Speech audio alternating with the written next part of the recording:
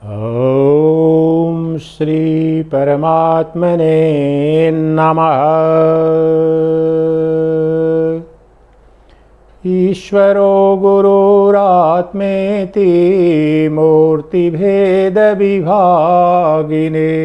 व्योमवद्व्याप्तदेहाय दक्षिणामूर्तये नमः।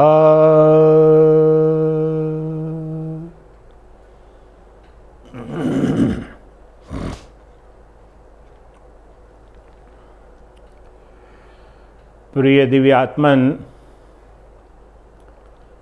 आत्मरूप से आप सबके अंदर नित्य व्याप्त पर ब्रह्म परमात्मा को मेरा शत शत नमन है, कोटिशः वंदन है। आज अष्टावक्र गीता के द्वितीय अध्याय के 9वें श्लोक पर श्रवण मनन निधिध्यासन और अनुभूति करेंगे अपने परम स्वरूप का, जो नित्य प्राप्त है, जो सर्वव्यापी है, जो एकमात्र सद वस्तु है, मेरा अपना मूल स्वरूप। उसको जानना मात्र है। उसको जानने मात्र से हमारे समस्त दुखों की आत्यंतिक निवृत्ति और परमानंद की प्राप्ति हो जाती है, जो सभी जीवों का परम अभिष्ट है।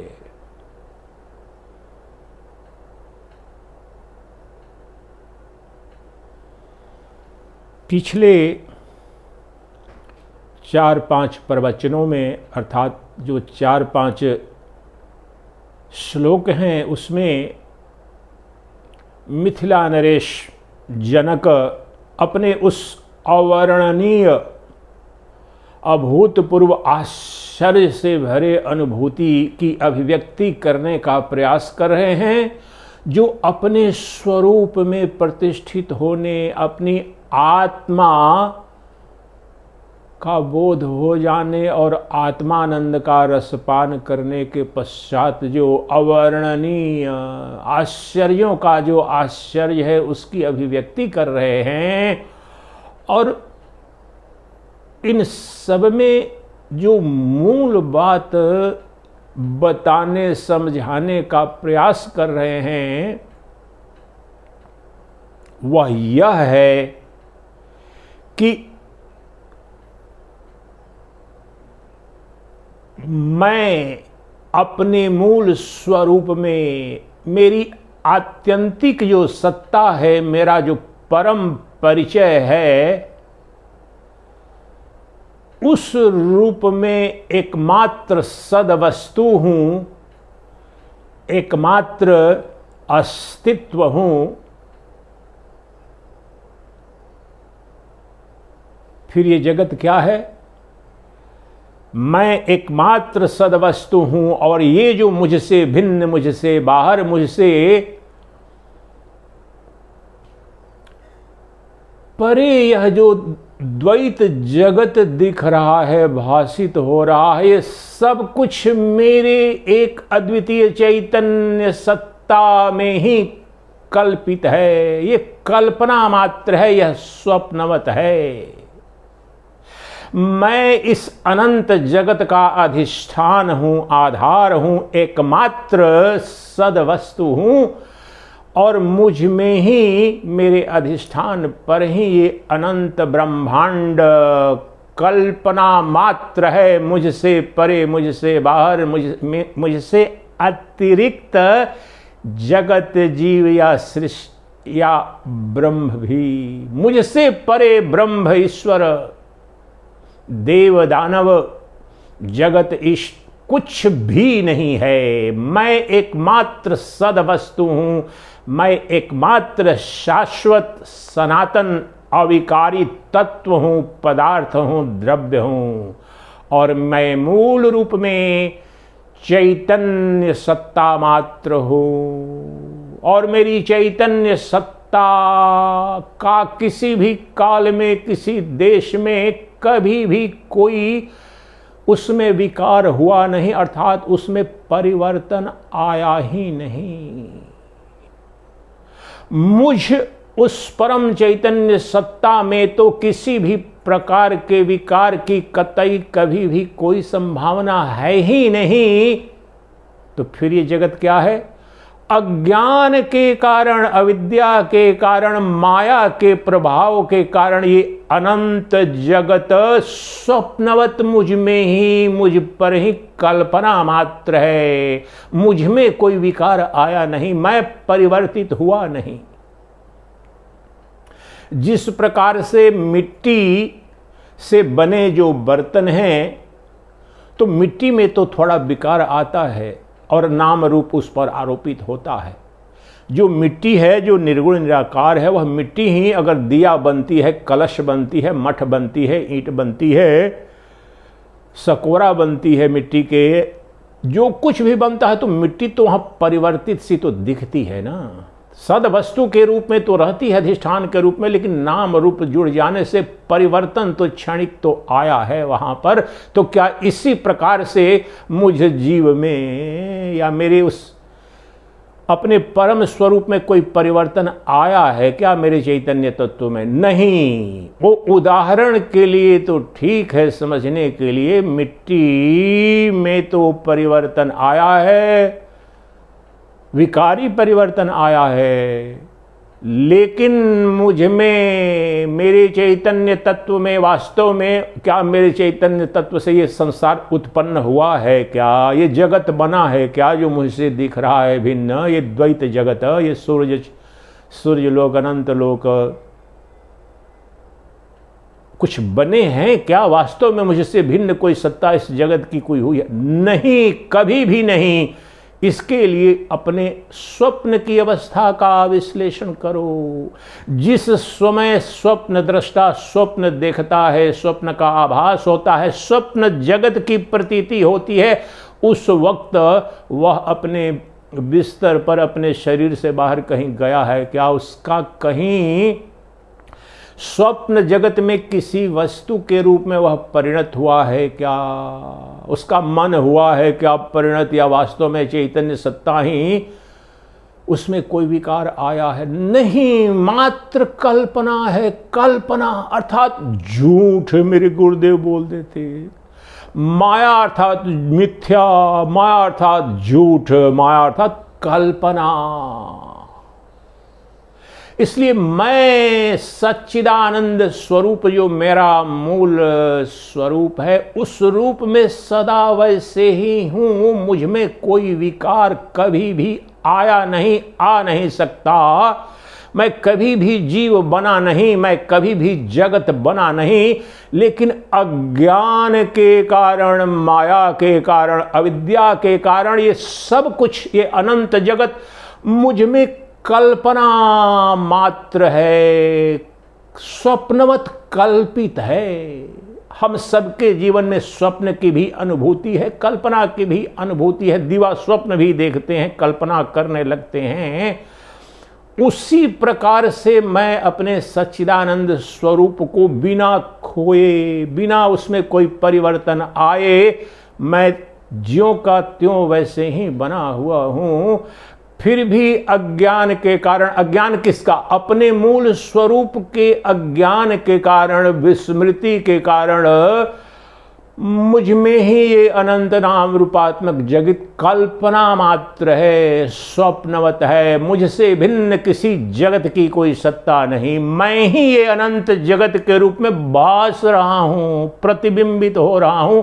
ये अनंत जगत मेरी छाया है, मेरी माया का प्रभाव है। इसलिए मुझसे परे, मुझसे भिन्न, मुझसे बाहर न कोई ब्रह्म है और न कोई माया है। मैं ही ब्रह्म और मैं ही माया। मैं ही मैं ही जीव के रूप में, और मैं ही जगत के रूप में, और मैं ही ईश्वर के रूप में माया प्रभाव से जाना जाता हूं, प्रतीत हो रहा हूं। मुझसे परे न जगत की सत्ता है, न किसी जीव की सत्ता है, न किसी ईश्वर की सत्ता है। मैं ही माया उपाधि माया उपाधि उपहित चैतन्य को ही ईश्वर कहते हैं और अविद्या उपाधि से उपहित चैतन्य को जीव कहते हैं और इन्हीं के संघात को जगत कहते हैं। लेकिन चैतन्य का शुद्ध स्वरूप ही अपनी जगह तो बना हुआ है। स्वप्न दृष्टा जब स्वप्न देखता है तो न कहीं गया है। यहाँ पर ऋषिकेश में मैं पढ़ा हूँ तो जब कहीं मुंबई में, कभी दिल्ली में, कहीं वायुयान में, कहीं समुद्र के किनारे स्वप्न जगत का दर्शन करता हूँ तो क्या यहाँ से कहीं गया हूँ? कहीं नहीं गया। मुझ में कोई परिवर्तन नहीं आया। न मैंने कोई स्थान बदला, न कोई समय बदला, न कोई वह दृश्य वास्तव में मुझ में उत्पन्न हुआ। ये सब कुछ मैं जैसा था वैसे ही पड़ा हुआ हूं, फिर भी यही तो माया है। इसलिए तो अहो आश्चर्य है। जनक बार बार कहें कि आश्चर्य है। तो मैं जो एकमात्र सद वस्तु हूं, सद पदार्थ हूं, एकमात्र वह तत्व हूं जो सदा सर्वदा अविकारी असंग रूप से विद्यमान है और उससे इतर, उससे परे जो कुछ भी प्रतीत हो रहा है, भास रहा है, वह माया प्रभाव से, वह अज्ञान के प्रभाव से।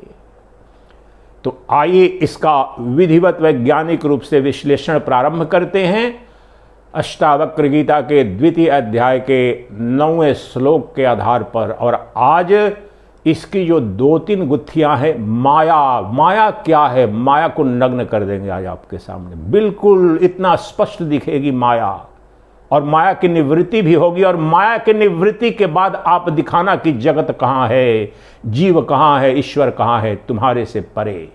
तो आइए इसका विधिवत विश्लेषण प्रारंभ करते हैं। 9वां श्लोक है द्वितीय अध्याय का। अहो विकल्पितं विश्वम् अज्ञानान्मयि भासते। अहो विकल्पितं विश्वम् अज्ञानान्मयि भासते। रूप्यं शुक्तौ फणिरजौ वारिसूर्यकरे यथा। वारिसूर्यकरे यथा। अहो विकल्पितौ। ये आश्चर्य है कि मुझ में ही, मेरे अंदर ही ये अनंत जगत कल्पित है, कल्पना मात्र, स्वप्नवत प्रतीत हो रहा है। अहो विकल्पितम विश्वम अज्ञानान्मयि भासते। ये जो अनंत जगत मुझसे परे, मुझसे बाहर, मुझसे भिन्न जो प्रतीत हो रहा है, आश्चर्य है कि वास्तव में अज्ञान के कारण मुझ में वह कल्पना मात्र है। कल्पना के कारण, अज्ञान के कारण स्वप्नवत प्रतीति मात्र है ये अनंत जगत मुझसे भिन्न जो दिख रहा है। आश्चर्य है। जब ज्ञान हुआ, जब ज्ञान में प्रतिष्ठित हुए जनक, जब अपने स्वरूप का बोध हुआ, तब तो यह पता चलेगा कि अज्ञान की निवृत्ति जब हुई और ज्ञान में प्रतिष्ठित हुआ, तब तो पता चलता है कि वास्तव में तो मेरे अपने मूल स्वरूप में कोई जगत नहीं, कोई जीव नहीं, मुझ में कोई द्वैत है ही नहीं, मुझसे परे कोई ब्रह्मांड या विश्व है ही नहीं। ये अनंत ब्रह्मांड और विश्व स्वप्नवत कल्पना मात्र है मुझ में। मुझसे परे कल्पना भी नहीं है। मुझसे भिन्न, मुझसे, इस बात को बहुत गहराई से समझें। मुझसे अतिरिक्त, मुझसे बाहर, मुझसे भिन्न न कोई माया है, न कोई अविद्या है, न कोई अज्ञान है, न कोई कल्पना है, न कोई स्वप्न है। प्रत्येक कल्पना, प्रत्येक अविद्या, प्रत्येक भ्रम, प्रत्येक अज्ञान, प्रत्येक माया प्रभाव के लिए एक अधिष्ठान की आवश्यकता होती है। अधिष्ठान के अभाव में अध्यास नहीं प्रतीत हो सकता है। इसलिए जिस समय यह अनंत जगत प्रतीत सा हो रहा है, उस समय भी इसका कोई न कोई तो अधिष्ठान है, आधार है, और वह अधिष्ठान आधार कोई और नहीं, वह मैं हूं। मेरे आधार अधिष्ठान में ही अनंत नाम रूपात्मक जगत अज्ञान के कारण कल्पना मात्र है, कल्पित सत्ता मात्र है। विकल्पितम विश्वम, यह अनंत जगत मुझ में ही आश्चर्य है, आश्चर्य है। अहो विकल्पितम विश्वम, समस्त ब्रह्मांड समस्त विश्व, ये देखो कैसा आश्चर्य है, कैसा आश्चर्य है कि मुझ में एक अद्वितीय चैतन्य सत्ता में, सच्चिदानंद घन में, मुझ उस साक्षी चैतन्य सत्ता में ये अनंत नाम रूपात्मक ब्रह्मांड जगत कल्पना मात्र से प्रतीत हो रहा है, भास रहा है। और इसे समझाने के लिए उदाहरण देते हैं जो कि अद्वैत वेदांत के बड़े विख्यात उदाहरण है। सिप्पी में चांदी का भ्रम, रस्सी में सर्प का भ्रम, और मृग मरीचिका या सूर्य की किरणों में जल का भ्रम जो होता है, ये तीन उदाहरण हैं। जिस समय समुद्र के किनारे या नदियों के किनारे भी कहीं कहीं पाया जाता है, ये जो सीपी है, सी शेल, जो सीपी है वो इतना चमकता है, चमकदार होता है, लगता है कि ये चांदी है, चांदी चमक रही है। तो सीपी जैसे चांदी जैसी प्रतीत होती है। सिप्पी होने का अगर सम्यक बोध न हो, सिप्पी को सिप्पी के रूप में नहीं जाना, तो लगता है ये चांदी है। और रज्जु का अर्थात रस्सी का सम्यक बोध नहीं हुआ, प्रकाश नहीं है, अगर अंधेरा है तो भ्रम हो जाता है उस रस्सी में ही सर्प के होने का। और तीसरा उदाहरण विशेष रूप से गर्मी मई जून के महीने में होता है, रेगिस्तान में ज़्यादा दिख सकता है, जहाँ पर पानी की एक बूंद भी नहीं है, लेकिन सूर्य किरणों में जो चमक है या जो कण होते हैं पानी के, तो वो जल राशि के रूप में लगता है कोई नदी है, कोई जलाशय है। वास्तव तो मृग मरीचिका, वहाँ जलाशय नाम की कोई सत्ता नहीं, परंतु वह जो सूर्य किरणों का प्रभाव है, उससे वहाँ पर जो जलाशय है नहीं, उसे उसके होने का भ्रम होता है। अब यहाँ अपने पर देखिए, चांदी जहां है नहीं, वहां पर चांदी के होने का भ्रम हो रहा है। वहां पर है क्या? सीपी है। सीपी था, सीपी है, सीपी रहेगा, लेकिन उसमें भ्रम हो गया था चांदी का। दूसरा उदाहरण, रस्सी ही था, रस्सी ही है, रस्सी ही रहेगा, परंतु अज्ञान के कारण, भ्रम के कारण उसमें सर्प कल्पित हो गया था और अनंत अमंगल जैसे कि हो गया, मैं भयभीत हो गया था।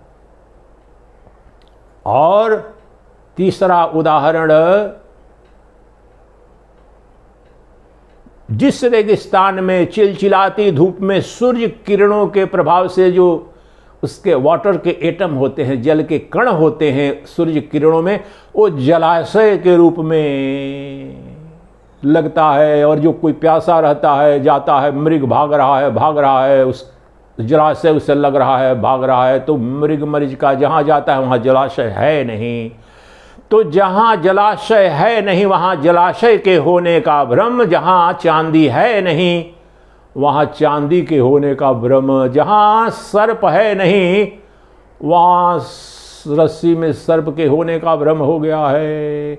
उसी प्रकार से यहाँ या कहीं भी नाम रूपात्मक द्वैतात्मक सत्ता रूप जो जगत जिसे कहते हैं, वो न था, न है, न कभी रहेगा। लेकिन ये जगत मुझसे भिन्न, मुझसे परे, मुझसे बाहर एक जगत दिख रहा है, अरे महाराज, सूर्य दिख रहा है, चंद्र दिख रहा है, सितारे दिख रहे हैं, इतने इतने ग्रह दिख रहे हैं, और खगोलविद बताते हैं कि लाखों करोड़ों वर्षों में उनका प्रकाश इतने दूर दूर तक है। और इस जगत को ले लो, पर्वत, पहाड़, पहाड़ी, जलराशि, महासागर, पशु पक्षी, वन, ये अनंत जगत दिख रहा है मेरे जीवन में, मेरे संबंध दिख रहे हैं, मकान, भवन, देश, राष्ट्र, ये सब क्या है मुझसे बाहर जो दिख रहा है? ये सब का सब जो दिख रहा है अब भ्रांति मात्र है, कल्पना मात्र है, या प्रतीति मात्र है, ये भास रहा है मुझे मेरे अपने स्वरूप के अज्ञान के कारण या उसकी विस्मृति के कारण। जो अर्जुन ने कहा भगवान कृष्ण को अंत में, नष्टो मोहा स्मृतिर्लब्ध्वा, अपने स्वरूप की स्मृति अर्थात आत्मसत्ता का बोध, उस अपने मूल स्वरूप का बोध हुआ तो मोह नष्ट हो गए। हे भगवान, अब वही करूंगा जो आपने बताया, उसके आलोक में अब करूंगा, अब युद्ध करूंगा, मैं अपने कर्तव्य से च्युत नहीं हो सकता मैं।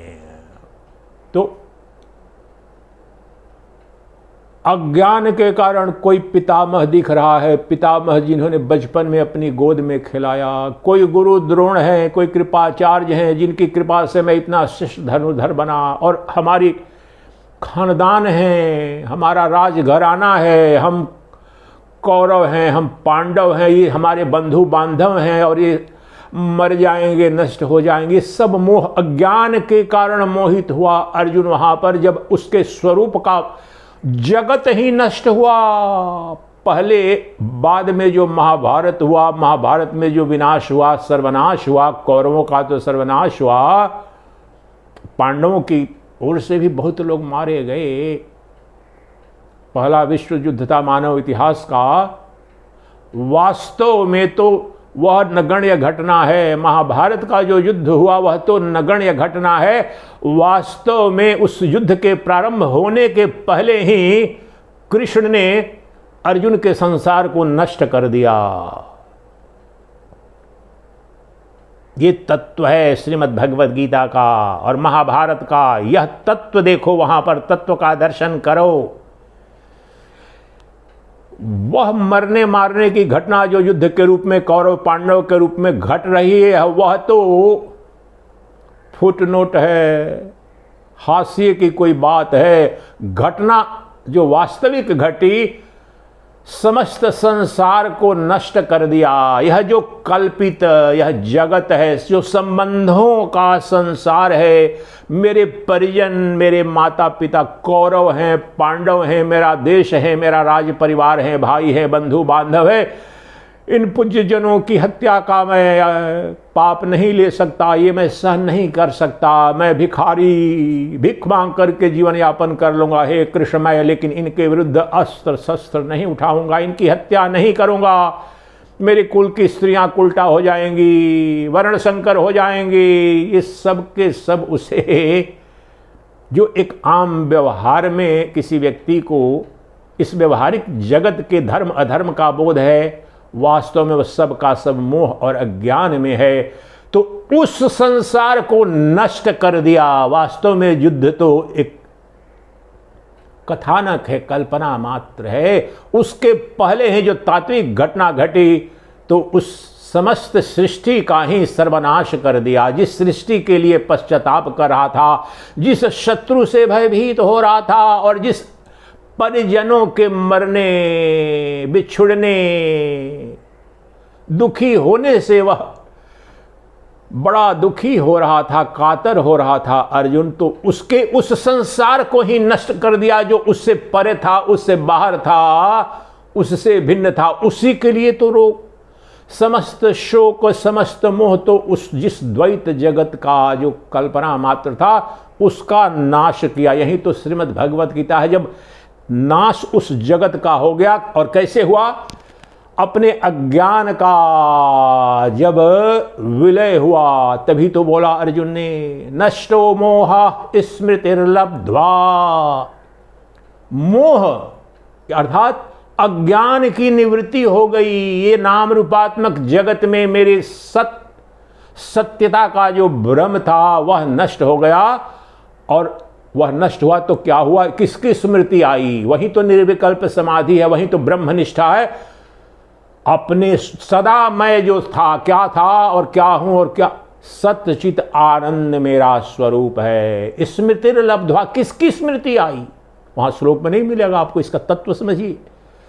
मेरे अपने शाश्वत स्वरूप जो मैं सतचित आनंद स्वरूप हूं, उसकी विस्मृति के कारण ये सब दुख से ग्रस्त हो गया था। ये संसार सृजित हो गया। अब स्मृति अपने स्वरूप की हो गई, ये सब गया। अब मैं अपने कर्तव्य का निर्वहन करूंगा, नाटक करूंगा। अपनी पात्रता जो मेरी है, ये नाटक के पात्र की जो भूमिका है, उस भूमिका का निर्वहन करूंगा। मैं जान रहा हूं कि कोई मरने नहीं जा रहा, न कोई मारने जा रहा है, न कोई मार रहा है, न कोई मर रहा है। ये सब रंगमंच, इस विश्व के रंगमंच पर वह नाटक चल रहा है माया के प्रभाव से। वह तो सब कुछ मैंने देख लिया अपने मूल स्वरूप में। न कोई मुझसे भिन्न जीव है, न जगत है, और मोह मेरा नष्ट हो गया। मैं एक अद्वितीय सच्चिदानंद घन स्वरूप हूं। हे कृष्ण, हे भगवान, आपने आपकी कृपा से, आपकी करुणा से, अनुकंपा से मुझे अपने स्वरूप में प्रतिष्ठित कर दिया। तो अब मुझे मेरे कर्तव्य से च्युत करने की कोई सत्ता नहीं, कोई कारण नहीं, कोई रोक नहीं पाएगा। अपने स्वरूप का दर्शन कर लिया, मोह नष्ट हो गया और मुझे अपने स्वरूप की स्मृति आ गई। फिर मैं अपने इस संसारी नाटक में, जो नाटक के पात्र की भूमिका है, उसमें करने में क्या जा रहा है, मैं करूंगा। तो यही जनक यहां पर कह रहे हैं, अहो विकल्पितम विश्वम। आश्चर्य है कि अज्ञान के कारण, मेरे अपने स्वरूप, मूल स्वरूप के अज्ञान के कारण मुझ में ही ये अनंत नाम रूपात्मक जगत कल्पित हो गया है। स्वप्नवत, इसकी कोई सत्ता मुझसे परे, मुझसे बाहर वास्तविक सत्ता इस जगत की है नहीं। कैसे? जैसे कि सिप्पी में चांदी के होने का भ्रम हो जाता है, सिप्पी के सम्यक स्वरूप का बोध न होने के कारण उसमें चांदी का भ्रम हो जाता है। रस्सी के स्वरूप का सम्यक बोध न होने के कारण, अंधेरे के कारण, अज्ञान के कारण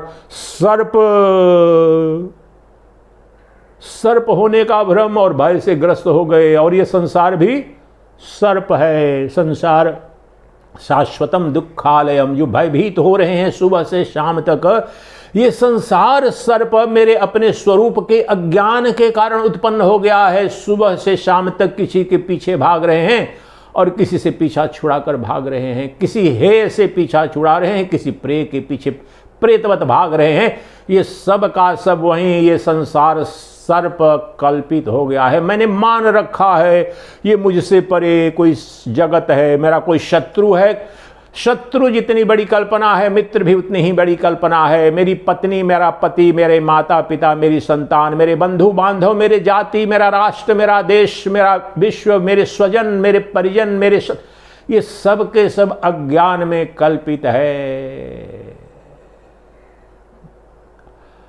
और तीसरा उदाहरण दिया, रेगिस्तान में चिलचिलाती धूप में जो सूर्य की किरणें हैं, उन दिखती तो वो हैं, लेकिन उनमें जलाशय होने का दूर से देखने से लगता है कोई जलाशय है, कोई नदी है, और मृग भाग रहा है, जा रहा है वहाँ पीने के लिए। वहाँ जाने पर कोई जलाशय नहीं, और कोई मनुष्य भी ऐसे बहुत, वहाँ पर आप भी जाएंगे, हम भी जाएंगे। हमने भी देखा है बचपन में, गंगा जी के तट पर ही देखा था। अगाध बालू और रेती थी और दिखता था, लगता अच्छा कोई छोटा सा जलाशय है। बचपन में देखा है, गंगा के तट पर देखा है। जून मई के महीने में कभी कभी दोपहरी में वो दिखता था, लगता अच्छा वहाँ दिख रही है छोटी सी जलधारा है, कोई जलराशि है, जलाशय है। वहाँ जाने पर कुछ नहीं है। इसी प्रकार से यह जो नाम रूपात्मक जगत लग रहा है कि है, मुझसे परे जगत है, मुझसे भिन्न जगत है, मुझसे बाहर ये मेरे सगे संबंधी मित्र बंधु शत्रु ये सब के सब तो इनकी सत्ता है मुझसे स्वतंत्र, ये सब मेरे अपने स्वरूप के अज्ञान के कारण है। इनकी कोई स्वतंत्र सत्ता है ही नहीं, ये न थे न हैं न होंगे। जो एकमात्र सद वस्तु है वह मेरा जो शुद्ध सच्चिदानंद घन स्वरूप है वह है, और उसके अज्ञान के कारण, उसकी विस्मृति के कारण ये सब कुछ कल्पना मात्र है। अब इसको यहीं अभी वैज्ञानिक विधि से अनुभूति कर सकें, इसके लिए 2-3 जो बिंदु हैं उन पर विस्तार से समझेंगे। अब भी अनुभूति करनी है।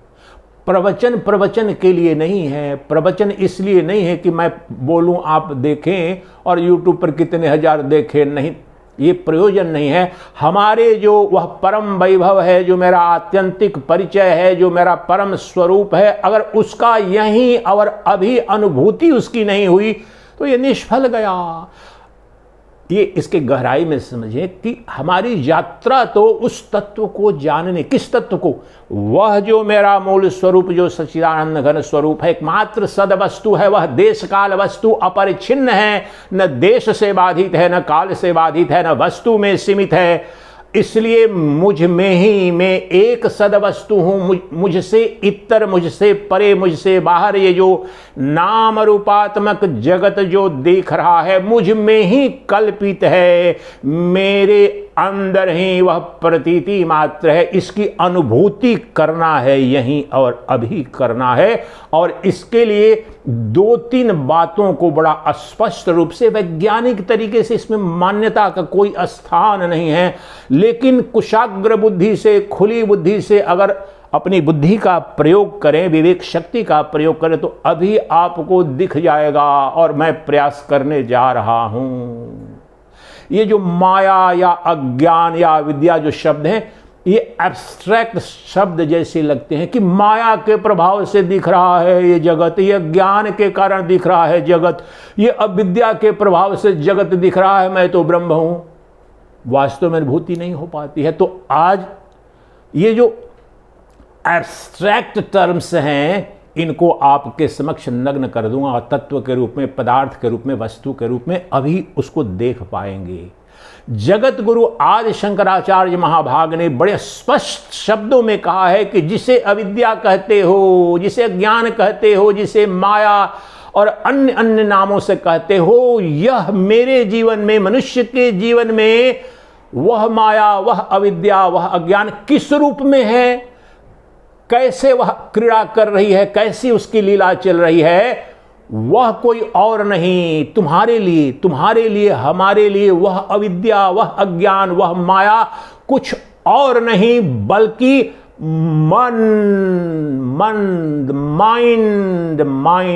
माइंड। और तकनीकी भाषा में कहें तो अंतःकरण, समस्त अंतःकरण उसमें, मन, बुद्धि, चित्त और अहंकार। लेकिन मन को ले लेते हैं, मन ले रहे हैं तो अंतःकरण आप समझ लेंगे। तो माया यहां पर जो खेल खेल रही है, जिस प्रकार से कोई सरकारी तंत्र होता है, तो सरकार होती है, कोई राज्य सरकार है या केंद्र सरकार है, तो उसकी सत्ता तो छोटे छोटे गांव में, अकेला गांव भी है, पहाड़ पर भी है, तो सत्ता तो उसकी वहां पर कानून, law and order does apply even to the remotest villages. तो वहां पर सत्ता जाएगी, वहां पर पुलिस जाएगी, कुछ भी होगा तो किस रूप में वह राज्य सत्ता वहां पर राज करती है, उसी प्रकार से यह जो माया, अविद्या, अज्ञान की जो सत्ता है, किस रूप में मुझे अपने स्वरूप से विस्मृत कर देती है और मुझे ये अनंत जगत के भ्रमात्मक भवाटमी में फंसा देती है, ये अभी देखने जा रहे हैं। हमें अनुसंधान अब करना है कि माया हमारे जीवन में किस रूप में आ रही है। मन के रूप में, मन से परे, मन से बाहर, मन के अतिरिक्त न कोई माया है, न कोई अविद्या है, न कोई अज्ञान है। समस्त अविद्या, समस्त अज्ञान, समग्र माया शक्ति मेरे अंदर मन के द्वारा प्रक्षेपित हो रही है, कार्यान्वित हो रही है। और इस अनंत नाम रूपात्मक कल्पना मात्र जो ये भास मात्र है, ये नाम रूपात्मक जगत, उसको सृजित कर देती है। इसका अनुभव करेंगे यहीं और अभी। तो पहले इसके सिद्धांत को समझ लें।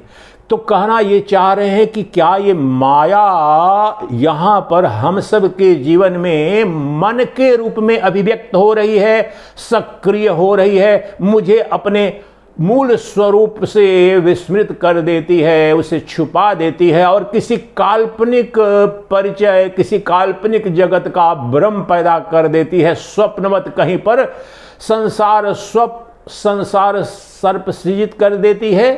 जी बिल्कुल कर देती है। तो इसकी तार्किक परिणति, इसका अगला प्रश्न तुम करो। तो इसका तो तात्पर्य यह होना चाहिए कि माया का प्रभाव, माया की कार्यशीलता, माया का कार्यान्वयन मन के द्वारा, मन के रूप में हो रहा है। तो क्या मन के विलय, मन के विसर्जन, मन के विनाश के साथ में माया का विनाश हो जाएगा? ये प्रश्न तुम अगर वेदांत की प्रारंभिक पाठशालाएं, वेदांत के कुछ प्रारंभिक कहरा भी जानते हो, तो ये प्रश्न करोगे कि अगर उद्घोष कर रहे हैं जनक या वेदांत के सभी मनीषी कर रहे हैं कि वह जो माया है, वह जो अविद्या है, वह जो अज्ञान है, जिसके प्रभाव के कारण जो अजर अमर अविनाशी, जो सर्वव्यापी सर्वशक्तिमान जो चैतन्य सत्ता है, जो शिव है, उसे जीव होने का भय हो गया है और नित्य भय आक्रांत है। भय से, रोग से, मृत्यु से, अभाव से, दारिद्र्य से, राग से, द्वेष से। वह, इसका तात्पर्य यह है कि उस मन रूपी माया की निवृत्ति के साथ में निवृत्त हो जाएगा। बिल्कुल हो जाएगा, यही हो जाएगा, अभी हो जाएगा। मन की निवृत्ति मात्र करनी है, मन का विलय मात्र करना है। इसे योग वशिष्ठ के जो 6 प्रकरण है, मूल जो अध्याय हैं, उसमें एक मनोलय या मनोनाश, dissolution of the mind, there is huge thousands and thousands of shlokas, how to dissolve your mind. क्योंकि माया का जो स्वरूप हमारे जीवन में, मेरे स्वरूप, मेरे जो परम स्वरूप को विस्मृत करके ये कल्पित जीव भाव में लाने वाली जो सत्ता है, जो माया रानी है, जो विद्या है, वह कोई और नहीं, वह मन के रूप में सक्रिय हो रही है। मन प्रतिनिधि है, माया रानी मन के रूप में अभिव्यक्त हो रही है, अपना क्रियाकलाप कर रही है।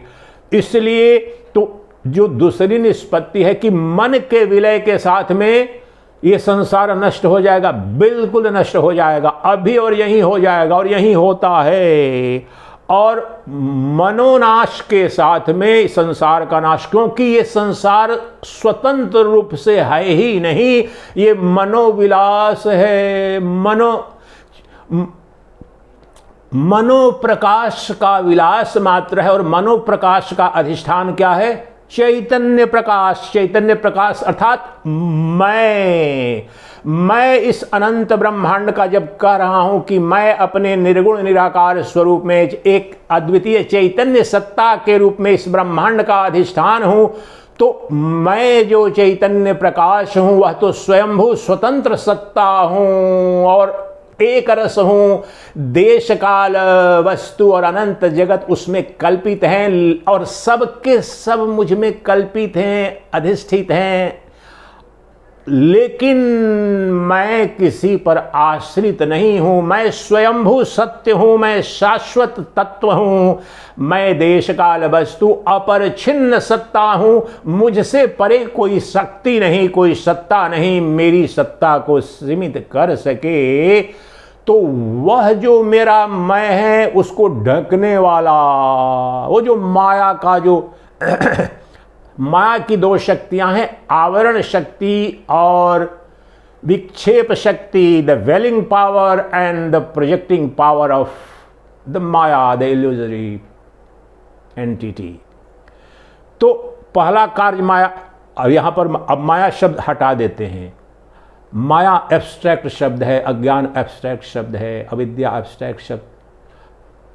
वो तीनों के तीनों यहां पर मूर्तिमान मेरे मन को तो जानते हो, आप बोलते नहीं हो आज मन मेरा दुखी है, आज मेरा मन प्रसन्न है, मुझे कुछ अच्छा नहीं लग रहा है, आज मुझे बहुत अच्छा लग रहा है। वो कौन अच्छा बुरा किसे लग रहा है? मन को लग रहा है। इस अज्ञानी से अज्ञानी, महापाखंडी हो, महापापी भी हो या महाज्ञानी हो, इस सब की अनुभूति है। आज मन ठीक नहीं है, आज मन बहुत प्रसन्न है। या दूसरे को देखते हो, आज तो बहुत प्रसन्न लग रहे हो, कल तो बड़ा दुखी थे। तो दुखी या खिन्न या प्रसन्न, ये सब इसके धर्म हैं, मन के धर्म हैं, अंतःकरण के धर्म हैं।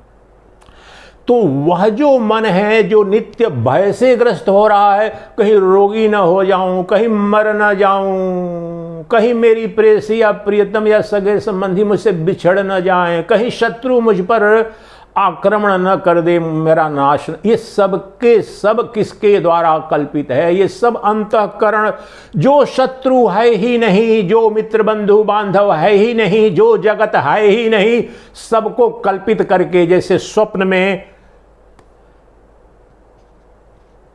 सच्चिदानंद अभी रात में बहुत नींद अच्छी तरह से नहीं ले पाता है किसी कारणों से, तो थोड़ी देर के लिए पड़ा हुआ था, अभी थोड़ी देर पहले अभी पड़ा हुआ था बिस्तर पर, और उसमें स्वप्न देख रहा था। एक छिपकली को, और जैसे किसने कभी स्पर्श तक नहीं किया है, लेकिन एक छिपकली को किसी कपड़े में जैसे कि लपेट दिया इसने,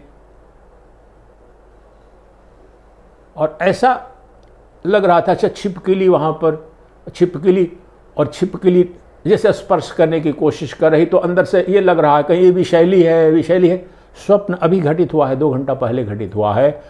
और जब रेस्ट जब संपन्न हुआ थोड़ी देर के लिए ही, और ऐसे देखा तो ऐसे गहरे भाव में था, उस वक्त ये संकल्प भी किया कि नहीं छिपकली कोई है नहीं, स्पर्श नहीं किया, पकड़ने की कोशिश जो कर रहा था, बार बार वो हिल रही थी छिपकली। एक छिपकली यहाँ पर है, वास्तव में यहाँ पर है, कभी इधर से उधर जाती है, कहीं ना कहीं मन ने उसको प्रक्षेपित किया था, एक बस छिपकली है, और कभी कपड़े पर चढ़ जाती है तो कहीं वह चढ़ा था। तो मैंने देखा कि उसको पकड़ लिया है, सर बंद कर दिया, छटपटा रही, कहीं मर। तो जब होश में आया तो लगा कि नहीं छिपकली यहाँ पर कहाँ है।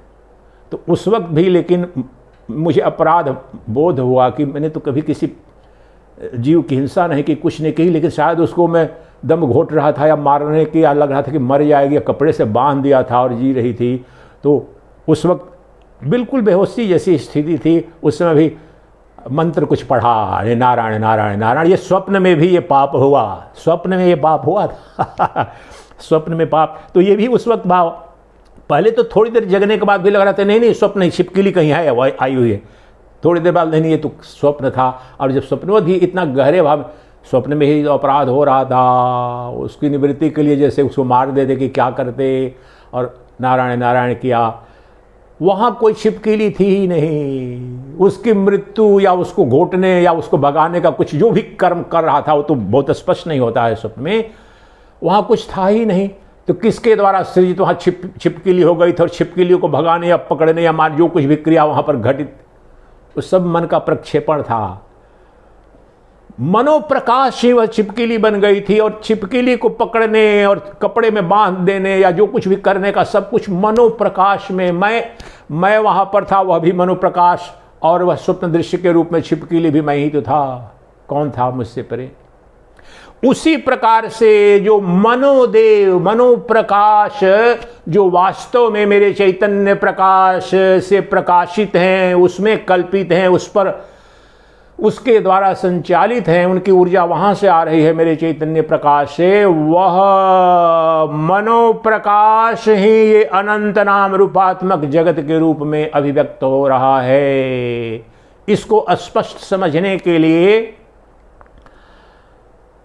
आपको एक योग वशिष्ठ महारामायण का एक श्लोक सुनाते हैं, उसकी व्याख्या समझेंगे, बिल्कुल स्पष्ट हो जाएगा। अष्टावक्र गीता में वर्णित यह जनकार्यो रहस्य है, आश्चर्य है कि मन से परे कोई जगत नहीं। मन अर्थात मन ही माया है, मन ही अविद्या है, मन ही अज्ञान है, और मन के विलय से फिर मैं एक शुद्ध सच्चिदानंद घन ब्रह्म, जो नाम रूप से परे, जो निर्गुण निराकार तत्व हूं, जो शाश्वत सनातन तत्व हूं, उसका बोध हो जाएगा, हो जाता है, अनुभूति हो जाती है।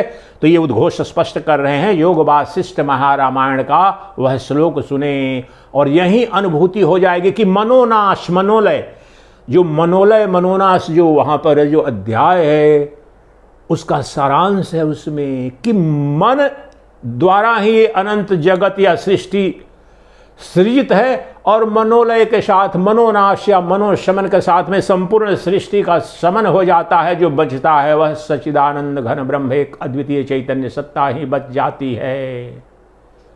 वह श्लोक है मनोदृश्यम इदं विश्वम मनोदृश्यम इदं सर्वं न किंचित् सचराचरम्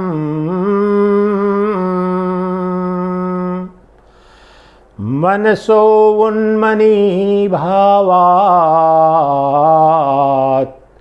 द्वैतं नैवोपलभ्यते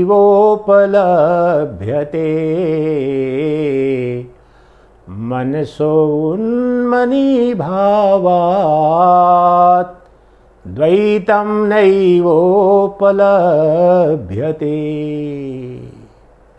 इस सारे रहस्य को नग्न कर दिया योग वासिष्ठ में। विज्ञान है, बिल्कुल महाविज्ञान है। ये संपूर्ण दृश्यमान जो जगत है वह मन का विलास है। ये जो चराचर जगत, ये समस्त चराचर जगत जो मेरी अनुभूति में, हम सबकी अनुभूति में, हमसे भिन्न, हमसे बाहर जो स्वतंत्र सत्ता के रूप में यह समस्त चराचर जगत जो दिख रहा है वह मनोविलास है, मन का प्रक्षेपण है, मन की कल्पना मात्र है। कैसे कल्पना मात्र है? कि आप कल्पना, काल्पनिक तर्क तो नहीं दे रहे हो ऋषिवर, ये दर्शन के रूप में कोई आप कपोल कल्पना तो नहीं दे रहे। नहीं, अभी विज्ञान देखो। मेरी चुनौती है, क्या है?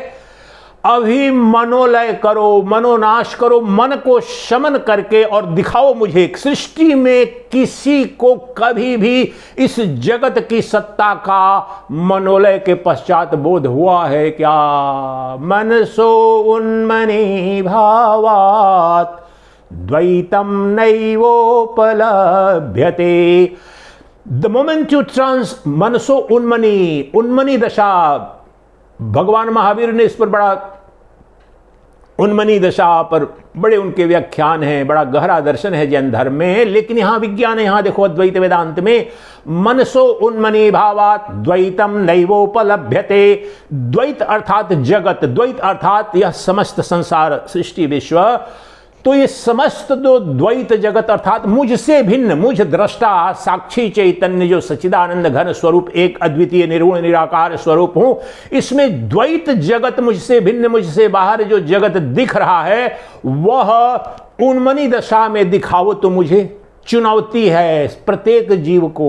अब प्रत्येक जीव पशु पक्षी पर उसका कितना गहरा प्रयोग करे ना करे, लेकिन मनुष्य को तो अभी आओ। आप क्रिश्चियन हो कि मुस्लिम हो कि बौद्ध हो कि हिंदू हो, आप द्वैताचार्य हो, अद्वैताचार्य हो, या विशुद्धाद्वैताचार्य, या भक्ति मार्ग आपका है, या राजयोगी हो, या आप यहां पर आकर के यह वैज्ञानिक प्रयोग करो। सबके अंदर, सबके पास मन नाम की कोई सत्ता तो है, और मन के साथ में मन के पार जाओ, मन का शमन कर दो। बोलो मन के पार कैसे जाएं? अरे मन के पार तो प्रतिदिन, जो जिसे साउंड स्लीप या डीप स्लीप कहते हो, जो गहन निद्रा की अवस्था है, सुषुप्ति की अवस्था, वहां पर मन होता है क्या? प्रतिदिन 4 घंटे, 5 घंटे, 6 घंटे, 8 घंटे जो स्वप्न मुक्त जो निद्रा होती है, उस समय मन नाम की कोई सत्ता होती है क्या? तुम्हें न शरीर का बोध होता है, न किसी इंद्रिय का बोध आता है, कुछ नहीं होता है।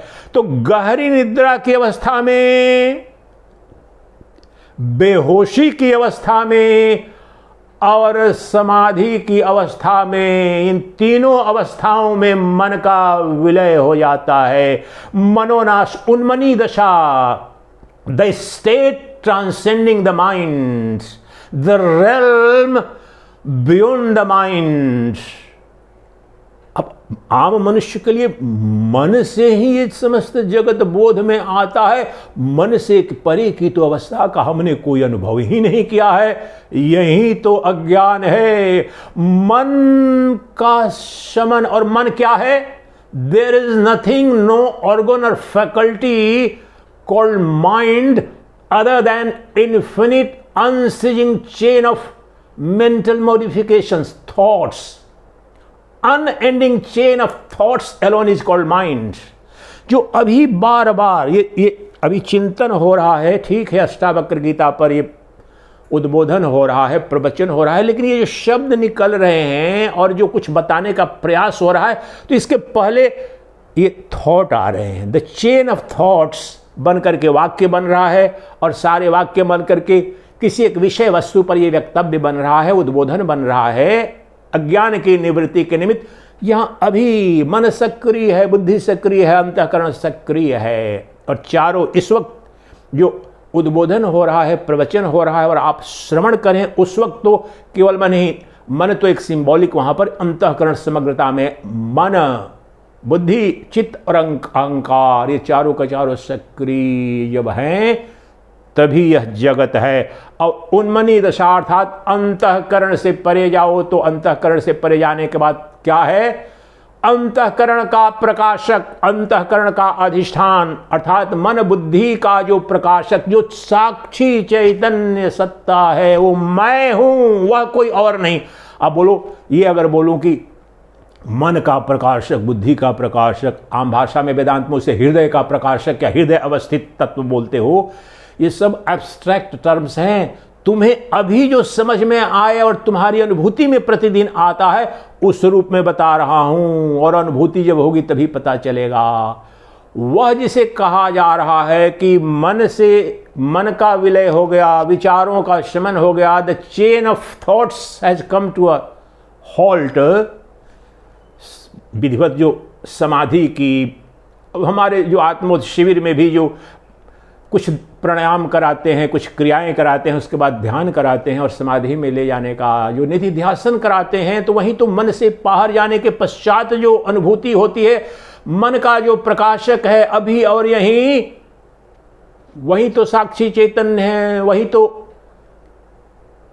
परम तत्व है। और वह कौन है? वह मैं, मेरा मैं, वह कोई और नहीं। ये शब्द है साक्षी चैतन्य ब्रह्म आत्मा, शुद्ध संवित प्रज्ञान, ये सारे शब्द हैं। वह कोई और नहीं है, वह तुम अपने शुद्ध रूप में जो तुम्हारा मैं है, मैं रूप में जो नित्य दीप्तमान जो दीपक है, चैतन्य ज्योति है, वही शुद्ध संवित है, वही आत्मा है, वही परमात्मा है, वही साक्षी चैतन्य सत्ता है जो मन को प्रकाशित कर रही है। लेकिन वह मनोप्रकाश जब इंद्रियों के से युक्त होकर के जब सक्रिय होता है, तो बाह्य जगत उसी में कल्पित हो जाता है, दिख रहा है, दिखता है। जब मनोप्रकाश की जो बाह्यमुखी यात्रा है, जो आम भाषा में जो बाह्यमुखी मन है उसको अंतर्मुखी किया, तो वह मन प्रकाश, मनोप्रकाश जो इंद्रिय प्रकाश, और इंद्रिय प्रकाश के माध्यम से ये नाम रूपात्मक जगत का जो काल्पनिक बोध होता है, उसकी विपरीत गति करो। अब जो चैतन्य प्रकाश है वो मनोप्रकाश को प्रकाशित करता है, मनोप्रकाश इंद्रिय प्रकाश बनता है, इंद्रिय प्रकाश ये जगत प्रकाश, ये मेरे चैतन्य प्रकाश का ही ये की ही अभिव्यक्ति ये जगत है। अभी यही देखो ये लीला। अब उसकी गति विपरीत करो, यही नष्ट हो जाएगा संपूर्ण संसार। संसार का सृजन अभी घटित हो रहा है और अभी नष्ट हो जाएगा। मेरे चैतन्य प्रकाश अगर शुद्ध रूप में मन अर्थात अंतःकरण जो सक्रिय रहता है, जो नित्य चिंतन कर रहा है, जो पातंजल योग सूत्र का भी जो दूसरा सूत्र है उसको समझो तो बड़ी आसानी से हो जाएगी। योग चित्त वृत्ति निरोध, वहां पर जो कहा चित्त की वृत्तियों का निरोध ही योग है। तो वह जो चित्त की वृत्तियां हैं वे सृजित कर रही हैं। चैतन्य प्रकाश को प्रकाशित किया तो मनोप्रकाश के रूप में अभिव्यक्त हुआ। मनोप्रकाश चित्त की वृत्ति, वही चैतन्य वृत्ति चित्त वृत्ति मनोप्रकाश इंद्रियों को प्रकाशित, मेरी आंखें प्रकाशित हो रही हैं चैतन्य प्रकाश मनोप्रकाश से। वास्तव में तो चैतन्य प्रकाश ही है। चैतन्य प्रकाश ने ये लेयर हैं, आपको दिखा रहा हूं ब्रह्म ज्ञान। यहां पर साक्षात उस परब्रह्म परमात्मा का अंदर बाहर में दर्शन करो। वह मनोप्रकाश इंद्रियों को प्रकाशित करता है और इंद्रिय प्रकाश ये समस्त जगत को प्रकाशित करता है। इसकी विपरीत दशा करो, रिवाइंड करो, विथड्रॉ इंद्रियों को। इसीलिए तो ध्यान में करते क्या है, इंद्रियों सक्रिय जो इंद्रियां हैं बाह्य जगत का बोध करें, उनको मैं शांत बैठ गया। लो फिर आंखें तो बंद हो गई लेकिन बाकी इंद्रियां क्या होगा। चलो अब इन इंद्रियों का जो प्रकाशक है कौन है, मनोप्रकाश है। अब लाओ आओ मनोप्रकाश कौन, यहाँ मैं अपने केंद्र पर आ गया। मैं यहाँ पर जो मेरा मन जो कल्पना विचार, मन अर्थात विचार, और विचार सदा पंच विषयों का ही होता है। पंच विषयों से इतर आप सृष्टि में किसी जीव के अंदर कोई विचार आया है तो दिखाना, ये इतना बड़ा उद्घोष कर रहा हूं। विज्ञान है, महाविज्ञान है। पंच विषयों की वैसाखी पर ही विचार होते हैं, मन की यात्रा होती है। पंच विषयों की वैसाखी से हटा दो, उस वैसाखी को फेंक दो। मनोदेव अभी वापस आ गए। पंच विषयों की बैसाखी को हटा दिया तुमने। शब्द रस रूप गंध स्वाद ये हटा दिया तुमने, तो उनके लिए कुछ बैसाखी पर जो यात्रा कर रहे थे मनोदेव अर्थात विचार चल रहा था, सब शांत हो गया। और बाह्यमुखी यात्रा जो इनकी नित्य होती थी वह तो नष्ट हो गई। तो फिर क्या बचा, जो वहीं फिर उन्मनी दशा। मन तो वास्तव में स्वतंत्र कोई सत्ता नहीं है। जब वह जो चैतन्य जो एक शुद्ध सम्मित है, वह जो आत्मसत्ता है, वह अविद्या के कारण बाह्यमुखी गतिमान होती है, वह ऊर्जा प्रवाहित होती है, तो वही मन कहलाता है। और फिर उस मन ने इंद्रियों को प्रकाशित किया, इंद्रियों ने जगत को सृजित किया। अब इसकी विपरीत अगर दिशा में तुमने ये क्रिया घटाई तो मनोप्रकाश अपने स्रोत में जब गया, अंतःकरण में गया, जब अपने स्रोत जो स्वयं प्रकाश है, स्वयंभू प्रकाश है, वह तो चैतन्य प्रकाश है अर्थात मेरा मैं का प्रकाश, मेरा प्रकाश, आत्म प्रकाश। और मेरे आत्म प्रकाश में विलीन हो गया मेरा मनोप्रकाश। और मनोप्रकाश नहीं बचा तो क्या इंद्रिय प्रकाश बचेगा, जगत प्रकाश बचेगा? कुछ भी नहीं बचा, नष्ट हो गया सब विपरीत दिशा में। अब जो मनोप्रकाश मुझ में विलीन हो गया और मैं अपने स्वरूप में, मैं तो हूं, मैं मेरा कभी लोप हुआ नहीं था। यही तो मन की अविद्या से ये जगत सृजित हो गया था। अब मैंने मनोलय कर दिया अर्थात मन के जो विचार करने की, the constant propensity of the mind to keep thinking one thought after another thought, the unceasing chain of thoughts alone is called mind। और उसी के द्वारा जो अभी वासिष्ठ रामायण का जो श्लोक उसकी व्याख्या कर रहा हूं कि मन के द्वारा ही ये समस्त जगत सृजित है और मन का लय करो, अभी ये संसार नष्ट हो जाता है। और वहीं जो मनोप्रकाश को उसके स्रोत में ले गए, तो वह स्रोत कौन है? वह मैं हूं। वह जो चैतन्य दीपक के रूप में मेरा जो नित्य अहम अहम अहम, वह कोई अंग नहीं, वह एकमात्र तत्व है, सर्वव्यापी सत्य है, वह ब्रह्म है, यही वही आत्मा है, वही परमात्मा है। वह जो चैतन्य सत्ता, जब उसे ही तो समाधि कहते हैं। इस अवस्था की जो बात कर रहा हूं, जब मन निष्क्रिय हो गया, मन ने अपने पिंच विषयों की बैसाखी पर यात्रा करना बंद कर दिया, तो यही उन्मनी दशा है। वही उन्मनी दशा तो आम भाषा में समाधि, निर्विकल्प समाधि, और दो अनुभव अन्य लोगों को भी होते हैं, शून्य या बेहोशी की अवस्था और गहरी निद्रा की अवस्था में भी कोई बोध नहीं होता है। तो गहरी निद्रा की अवस्था तो अज्ञान की अवस्था होती है, अपने तत्व का, सत्य का बोध कैसे होगा? वहाँ तो कारण देह उसे कहते हैं, वह तो अविद्या की स्थिति है, और बेहोशी में भी बिल्कुल बेहोश होते हैं।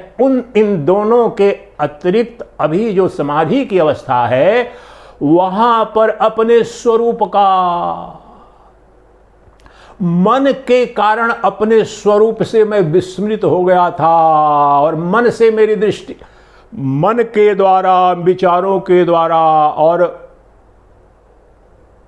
पंच ज्ञान इंद्रियों के उपकरणों के माध्यम से मैं नित्य बाहर देख रहा था, नित्य सृजित जो कल्पित ये नाटक हो गया था, चलचित्र चल रहा था, उसे ही देख रहा था। लेकिन वास्तव में जब विपरीत दिशा में आया तो मुझे पता चला कि सब के सब मुझ में ही, मुझसे ही, मुझ पर ही मनोदेव की कल्पना मात्र थे। अब तो मैं हूं, अभी शुद्ध संबित चैतन्य ज्योति, प्रकाशों का प्रकाश। मुझे कोई प्रकाशित नहीं कर सकता, न मनोप्रकाश की आवश्यकता है मुझे, न इंद्रिय प्रकाश की, न भौतिक प्रकाश की, न सूर्य प्रकाश की, न चंद्र प्रकाश की, न अग्नि प्रकाश की। मैं इन सब का प्रकाशक, एक शुद्ध संबित सच्चिदानंद घन स्वरूप। और यही तो जब बोध हुआ, जब अभी अनुभूति, जब मनोलय हो गया, मनोनाश हो गया, तो दिखाओ कहाँ जगत है। अब ये चुनौती, यही तो उद्घोष किया। जनक ने भी यही कहा, दूसरे शब्दों में कहा, और योग वासिष्ठ में राजकुमार रामचंद्र को किशोरावस्था में दे रहे हैं यह ज्ञान ब्रह्म विद्या। महर्षि वशिष्ठ यह कह रहे हैं कि उन्मनी दशा में तुम दिखाओ तो सृष्टि का कोई मनुष्य इस जगत को दिखाए। उन्मनी दशा अर्थात समाधि की अवस्था, जहां मन शमित हो गया है, मन सक्रिय नहीं है, मन ही तो अविद्या है। ये ध्यान रखें इस बात को। मन अर्थात अविद्या, अज्ञान, माया, मन के द्वारा ही तो मन का शमन अर्थात माया का शमन हो गया, माया का नाश हो गया, अज्ञान का नाश हो गया, विद्या का नाश हो गया, और माया एकमात्र सत्ता है कि अपने नाश पर नृत्य करने लगती है, क्योंकि उसका अधिष्ठान तो वह ब्रह्म है, वह मैं हूं। अब नृत्य करने लगेगी अपने आनंद में, अपने स्वरूप में। उस माया का भी अधिष्ठान, उसका स्वरूप तो वह ब्रह्म है, वह सच्चिदानंद घन स्वरूप है। उस स्वरूप में प्रतिष्ठित होकर के जो कहा था गीता में अर्जुन के संदर्भ में, नष्टो मोहा स्मृतिर्लब्ध्वा, वही तो समाधि का तात्पर्य। जो कल्पित सत्ता थी और जो सत्य लग रही थी, ये नाम रूपात्मक जगत जो मेरे अधिष्ठान में ही कल्पित हो गया था, अब वह नष्ट हो गया। तो मैं जो एक अद्वितीय नित्य असंग निर्विकारी अद्वितीय चैतन्य सत्ता हूं, उसे देख रहा हूं, उसे बोध में, अनुभूति में नित्य उसका रसपान कर रहा हूं। और देखो उसका आनंद ये शब्द से नहीं, अपने जब जाओगे तब वहाँ पर उस अनुभूति को जियो, और सारा संसार यही नष्ट हो जाएगा और बच के आ जाएगा एक अद्वितीय चैतन्य मेरा मैं। वही तो ब्रह्म है, उसका नाश नहीं, उसका जन्म नहीं, उसकी मृत्यु नहीं। इसलिए किसी दिन सोशल मीडिया पर बड़े सरल तरीके से, शायद फेसबुक, मैंने 2-3 पंक्तियां डाली थी, और जो मूर्खों की तो भीड़ इस देश में बहुत ज़्यादा है, तो अधिकांश तो समझ नहीं पाए, लेकिन जिन्होंने समझा, और मैंने कहा था इसी विधि को, इसी विज्ञान को मैंने बड़े सरल तरीके से रखा था। ब्रह्म विद्या, ब्रह्म ज्ञान, आत्मज्ञान को मैंने ये 4 ही शब्द, 4 छोटी छोटी पंक्तियां पद रखे थे। मैंने कहा था इसी विधि को अब सरल हिंदी में आपको बता रहा हूँ। ये कैसे उपलब्ध होगा? जो जनक बता रहे हैं अवस्था और जो योग वशिष्ठ में वर्णित अवस्था है, वह जो परम सत्ता की अनुभूति, उसके लिए मैंने कहा था, जो शब्द अगर याद आ रहे हैं मुझे, दृश्य से दृष्टा को हटाओ, दृश्य से दृष्टि हटाओ, दृश्य से दृष्टि हटाओ, दृष्टा पर दृष्टि टिकाओ, अभी और यहीं मुक्त हो जाओ, तत्काल सच्चिदानंद घन ब्रह्म बन जाओ। इसका तात्पर्य यही था विज्ञान। वो अनुभूत सत्य था, तो जिस रूप में हजारों अन्य तरीकों से भी निकलता है, अनुभूत सत्य है। गहराई को समझे नहीं। दृष्टा अर्थात मैं, शुद्ध संबित जो चेतन सत्ता है मेरी, तो अभी अज्ञान की अवस्था में मेरी नित्य दृष्टि कहां पर है? दृश्य पर। ये मकान, दुकान, संतान, परिवार, मित्र, शत्रु, सुख दुख, ये सब के सब दृश्य हैं। सूक्ष्म दृश्य, स्थूल तुम्हारे स्थूल जगत नहीं भी दिख रहा है, तो तुम्हारे मन में जो सूक्ष्म विचार, भूत के, भविष्य की कल्पनाएं, भूत की स्मृतियां, सब उसने ये कहा, उसने ये किया, ये सब जो ये संसार है और जो है ही नहीं।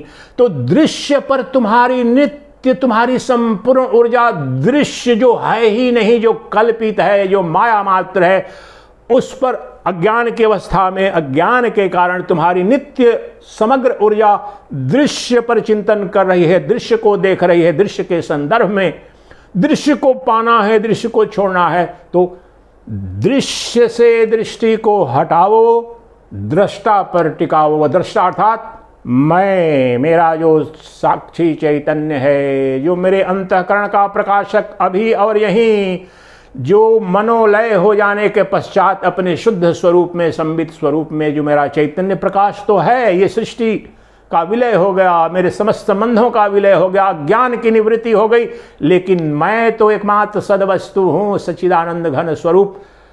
तो दृष्टा पर अर्थात अपने मैं पर, जो तुम्हारा शुद्ध संबित मैं, शरीर से तादात्म्य किया हुआ मैं नहीं, वह तो जीव है। शरीर का जो प्रकाशक है, अंतःकरण का प्रकाशक है, मूल रूप से समस्त जगत का जो प्रकाशक मेरा शुद्ध संबित जो मैं है, निर्गुण निराकार मैं है, वह दृष्टा, उस दृष्टा पर दृष्टि टिकाओ। अभिमुक्त, वही तो निर्विकल्प समाधि है, वही तो उन्मनी दशा है, वही तो सहज समाधि है, वही तो ज्ञान समाधि है। ज्ञान समाधि अर्थात मेरे अपने परम तत्व का, चरम सत्य का जो ज्ञान स्वरूप है, that which is of the nature of pure consciousness, absolute awareness, जो ज्ञाता ज्ञेय ज्ञान की तृप्ति से मुक्त जो शुद्ध संबित है, शुद्ध ज्ञान है, जिसे प्रज्ञान कहते हैं, प्रकृष्ट ज्ञान, वह मेरी चेतन सत्ता का ज्ञान। अब जब उसे देख रहा हूं, और देख कौन रहा है? दृष्टा दृश्य दर्शन तीनों एक, मैं ही दृष्टा, मैं ही दृश्य, मैं ही दर्शन। त्रिपुटी वास्तव में तो नष्ट हो गई, बाहरी जगत में त्रिपुटी में दिखती है, परंतु मैं, I am always of the nature of self awareness, आत्मचेतना। वह जो परम सत्ता है, परम तत्व है, उसको जाना जनक ने, उसकी जब अनुभूति की, वह क्रीड़ा देखी, इसलिए कहा अहो विकल्पितम विश्वम। अज्ञान के कारण मुझ में ही, मुझसे ही, मुझ पर ही अनंत जगत कल्पित हो गया था। और अज्ञान की निवृत्ति अर्थात मन की निवृत्ति, मनोनाश, मनोलय, और उसके द्वारा शील संसार का जब नाश हुआ, लय हुआ, तो क्या बचा?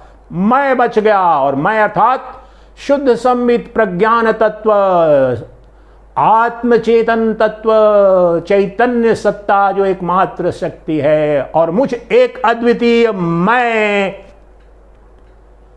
की ही अभिव्यक्ति ये तथाकथित जो बाह्य जगत है, नाम रूपात्मक जगत, क्योंकि मेरे अतिरिक्त कोई स्वतंत्र सत्ता नहीं है, इसलिए मैं ही ये अनंत जगत के रूप में भाषित हो रहा हूँ, आभासित हो रहा हूँ, प्रतिबिंबित हो रहा हूँ। मुझसे बाहर, मुझसे परे, मुझसे इतर कोई सत्ता नहीं। मैं एक अद्वितीय शुद्ध संबित स्वरूप सच्चिदानंद घन स्वरूप अभी और यहीं अपने उस परम स्वरूप के बोध में प्रतिष्ठित होकर के अपने जीवन को कृतकृत्य धन्य महसूस कर रहा हूँ। ये समस्त दुख, समस्त संताप, समस्त भय कल्पित थे। मेरे मूल स्वरूप में तो न कोई जीव है, न जगत है, न ईश्वर है, न मृत्यु है, न जन्म है, न मोक्ष है, न बंधन है। मैं शाश्वत सत्य हूँ। असंगो हम, असंगो हम, असंगो हम पुनः पुनः। सच्चिदानंद रूपो हम, अहमेवाहमव्ययः,